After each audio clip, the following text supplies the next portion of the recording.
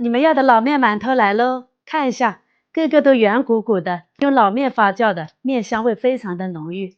它的口感是那种持实有嚼劲的，越嚼越香，也是非常松软的，按下去马上回弹，就是小时候的味道。前2天我不是留了一块老面吗？很多小姐妹问我怎么用，今天我把详细的做法来和你们分享一下。这块老面是冷冻起来的，先把它常温解冻出来。就这样放着，先不要去管它。来看看，放了1个多小时了，解冻以后它就慢慢的发起来了。往里面加入1斤面粉，放个1勺白糖，然后再加水就可以了，其他就什么都不用加了。这里水是260克，先搅成面絮，再把面团揉光滑。有姐妹会问，我们第一次用的老面哪里来？我们可以用面粉和水和好面团，放在那里常温发酵个10几个小时，它就自然发酵形成老面了。然后每次做馒头的时候留1块，冷冻到冰箱里，用的时候拿出来就可以了。揉光滑就好了，醒发到2倍大。现在天气热，老面的面团发酵起来也很快，很大一个了。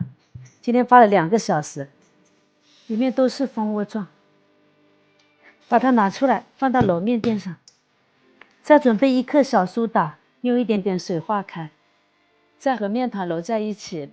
我们用老面发酵的面团，发酵时间长会发酸，用小苏打来中和它的酸性，然后馒头蒸好也会更加的蓬松。粘手的话可以撒点面粉，要多揉一下，把小苏打揉均匀，不然蒸好馒头会发黄。搓成长条，分成8个剂子，有1块，下次当老面用。然后就这样往中间叠，要多揉一下，就这样表面揉光滑就可以了。收口收一下，搓的高一点，这样1个深胚就好了。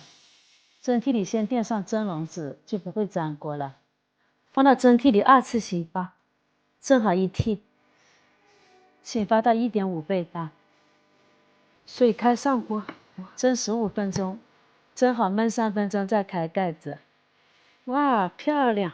这个馒头你们有空一定要试试，真的很好吃，不用配菜都可以吃2个，松软有嚼劲，面香味十足。